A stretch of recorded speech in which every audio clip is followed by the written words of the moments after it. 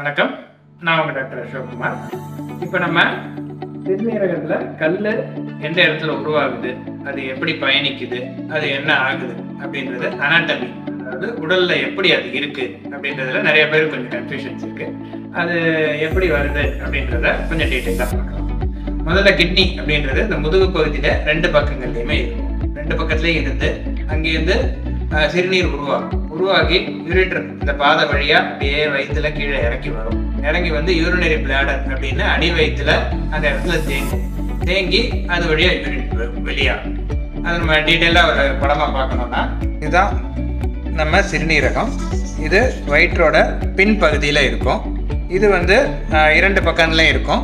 So இந்த இடத்துல தான் நமக்கு யூரின் உற்பத்தி ஆகி இது வந்து சிறுநீரக பாதை. அதில் இந்த பாதை வழியாக யூரின் வெளியில் வரும். இந்த பாதை வழியாக யூரின் வெளியில் வந்து ஸோ யூரின் உருவாக ஆரம்பிக்கிறது நமக்கு தெரிகிறது இங்கே இருந்து தான். இங்கேருந்து யூரின் உருவாகி இப்படியே நேராக வரும். வந்து இது தலைப்பகுதி, இது கால் பகுதி. ஸோ இந்த இடத்துல யூரினரி பிளாடர், அடி வயிற்று பகுதியில் இந்த யூரினரி பிளாடர்னு ஒன்று இருக்கும். இது வழியிலே அந்த யூரின்லாம் சேர்ந்து திருநீரகங்கள்லேருந்து வர யூரின் சேர்ந்து இந்த வழியாக யூரின் வெளியில் வரும்.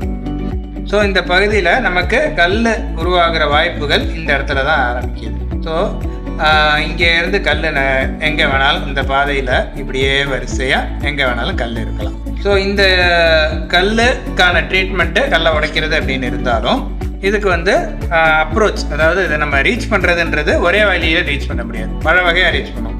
முதல்ல இந்த இடத்துலையோ இங்கே கீழ் பகுதியில் இருக்குது அப்படின்னா கீழே ஸ்கோப்பிங் கேமரா மூலமாகவே இங்கே போய் கேமரா மூலமாக பார்த்து அந்த கல் எந்த பகுதியில் இருக்குன்றதை பார்த்து இங்கே இதை லேசர் கருவிகள் மூலமாக இல்லை கல் உடைக்கிற மிஷின் மூலமாக அந்த கல்லை உடைச்சிடலாம்.